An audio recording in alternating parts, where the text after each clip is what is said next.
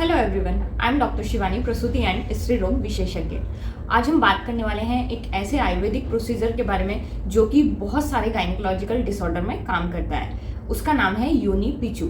योनि पीचू क्या है, योनि पीचू को किस तरीके से बनाया जाता है, इसका प्रोसीजर क्या है और ये कौन कौन से गायनिकोलॉजिकल डिसऑर्डर में हेल्पफुल है। आज हम इस वीडियो में इसी के बारे में सारी डिटेल्स देखेंगे। वीडियो शुरू करने से पहले अगर आप मेरे चैनल पर पहली बार आए हैं तो सब्सक्राइब करना बिल्कुल ना भूलें। उसके साथ साथ में बेल आइकन ज़रूर प्रेस करें जिससे आपको फ्यूचर में भी इस तरह की नॉलेज मिलती रहे। So let's start the video. योनि पीचू, तो ये वर्ड कहाँ से आया है? योनि इट मीन्स वेजाइना, पीचू का मतलब होता है कॉटन बॉल्स। तो कॉटन बॉल्स को किसी भी मेडिसिन में डिप करके अगर हम वेजाइना में रख रहे हैं तो उस प्रोसीजर को योनि पीचू बोलते हैं। ये जो योनि पीचू प्रोसीजर है वो बहुत सारे गायनिकोलॉजिकल डिसऑर्डर में बहुत अच्छे से काम करता है। तो अब हम बात करेंगे कि कौन कौन से गायनिकोलॉजिकल डिसऑर्डर हैं जिसमें ये प्रोसीजर बहुत ज़्यादा हेल्पफुल है। तो उसमें सबसे फर्स्ट आता है सर्वाइकल एरोजन। सर्वाइकल एरोजन क्या है? तो गर्भाशय का जो मुख होता है उसको सर्विक्स बोलते हैं मेडिकल भाषा में। तो वहाँ पर अगर कोई भी घाव हो जाता है तो उसको सर्वाइकल एरोजन बोलते हैं। आप पिक्चर में देख सकते हैं कि जिस तरह से ये रेडिश इन्फ्लेमेशन दिखाई दे रहा है, रेडिश कलर का, उसको सर्वाइकल एरोजन बोलते हैं। सर्वाइकल एरोजन किस वजह से होता है, अगर उस पर आपको पूरा वीडियो देखना है तो उस पर मैंने एक वीडियो बनाया हुआ है, तो आप ऊपर दिए लिंक पर क्लिक करके देख सकते हैं।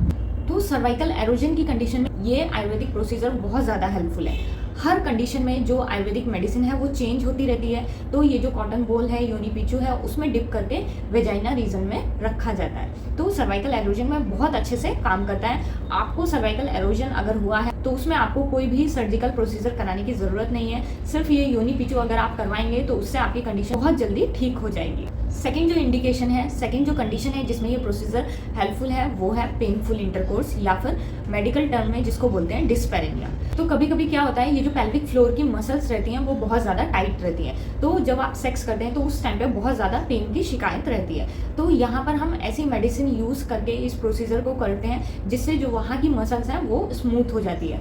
तो पेनफुल इंटरकोर्स की कंडीशन में भी ये प्रोसीजर बहुत ज़्यादा हेल्पफुल है। थर्ड जो कंडीशन है वो है वेजाइनल ड्राइनेस। तो जब मेनोपॉज के पास में आ जाते हैं तो उस टाइम पे क्या होता है, हार्मोन्स की कमी होने लगती है, specially estrogen hormone.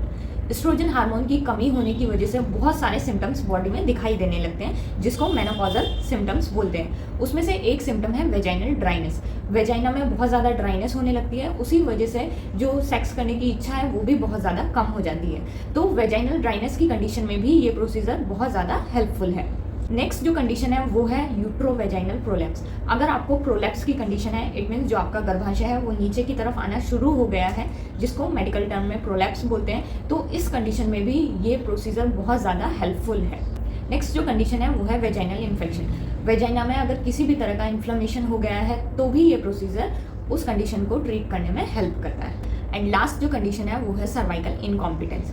Cervical incompetence एक ऐसी कंडीशन है जिसमें जो सर्विक्स की मसल्स रहती हैं उसमें उतनी स्ट्रेंथ नहीं होती है। तो जैसे जैसे प्रेगनेंसी बढ़ती है धीरे धीरे जो सर्विक्स है वो ओपन होने लगती है और उसकी वजह से आपको एबॉर्शन हो जाता है। तो ये योनि पीचू जो आयुर्वेदिक प्रोसीजर है वो इस कंडीशन को भी ट्रीट करने में हेल्प करता है। नेक्स्ट हम देखते हैं कि प्रेगनेंसी में क्या ये प्रोसीजर किया जा सकता है और क्या क्या इसके बेनिफिट्स हैं।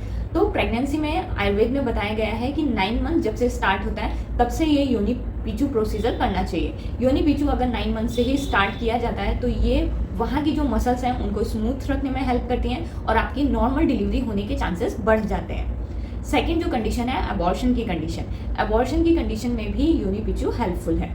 तो ये सारे इंडिकेशंस थे गायनिकोलॉजिकल डिसऑर्डर और प्रेगनेंसी में हम ये योनि पीचू प्रोसीजर कहाँ कहाँ पर यूज़ कर सकते हैं। नेक्स्ट हम बात करते हैं कि ये प्रोसीजर कब नहीं करना चाहिए, क्या इसके कॉन्ट्राइंडिकेशन है। तो इसका कॉन्ट्राइंडिकेशन है ड्यूरिंग पीरियड्स, जब आपको मासिक आता है या जब पेशेंट के पीरियड्स चल रहे होते हैं उस टाइम पे इस प्रोसीजर को नहीं किया जाता है। नेक्स्ट हम बात करते हैं कि ये प्रोसीजर कितने दिन करना चाहिए। तो प्रोसीजर डिपेंड करता है कंडीशन पर कि कौन सी कंडीशन है और कितनी सीवियरिटी में है। ये जो योनि पीचू का प्रोसीजर है वो एटलीस्ट 5 डेज तक कंटिन्यूस किया जाए। अब हम देखते हैं कि इस योनि पीचू को कैसे बनाया जाता है। योनी पीचू बनाने के लिए सबसे पहले आपको गॉस पीस चाहिए और कॉटन चाहिए।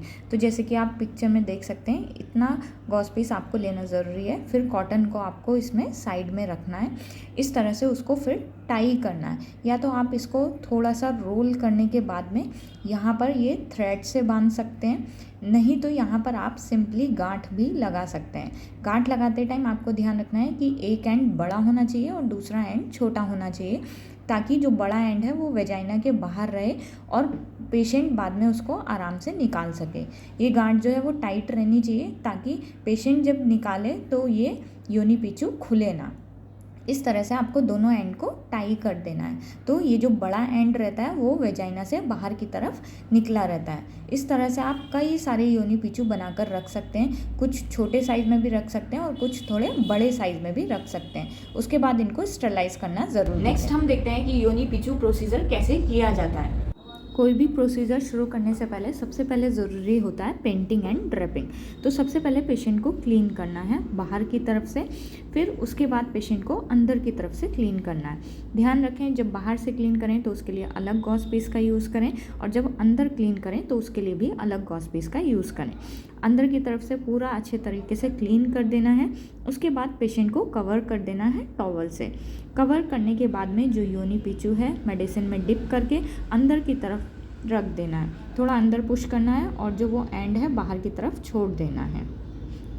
अब हम बात करते हैं कि ये जो योनी पीचू वेजाइना में पीचू हमने रख दिया है वो कितने टाइम तक वहाँ पर रहना चाहिए। जब भी हम इस प्रोसीजर को कर रहे हैं तो सबसे पहले पेशेंट का ब्लैडर एम्प्टी होना चाहिए, ताकि बाद में ये जो पीचू है वो वेजाइना रीजन में एटलीस्ट 2 आवर्स तक रह सके, ताकि जो मेडिसिन है वो वहाँ पे अच्छे से एब्जॉर्ब हो। तो ये वेजाइनल टैम्पून्स रखने के बाद एटलीस्ट 2 आवर्स तक वो जो वेजाइनल टैम्पून है वो वहीं पर रहना चाहिए। उसके बाद में उसको निकाला जाता है। नेक्स्ट हम बात करते हैं कि ये जो प्रोसीजर है वो किस तरीके से काम करता है। तो यहाँ पर ये जो प्रोसीजर बताया गया है वो स्थानिक चिकित्सा के अंदर बताया गया है कि लोकली हम वहाँ की मसल्स को कैसे स्ट्रेंथ प्रोवाइड कर सकते हैं, या फिर कौन सी कंडीशन है उस पर डिपेंड करता है। तो हर कंडीशन के लिए अलग अलग आयुर्वेदिक मेडिसिन यूज़ की जाती है, और जो मोड ऑफ एक्शन है वो डिपेंड करता है कि हम जो मेडिसिन है वो कौन सी यूज़ कर रहे हैं। तो ये प्रोसीजर बहुत ही ईजी है करने के लिए भी और पेशेंट के लिए भी। आई होप कि आपको आज कुछ नया सीखने को मिला होगा कि आयुर्वेद में इस तरह के भी प्रोसीजर रहते हैं। मिलते हैं नेक्स्ट वीडियो में, तब तक के लिए बाय बाय, टेक केयर, अपनी हेल्थ का ध्यान रखें और अपने आसपास वालों के।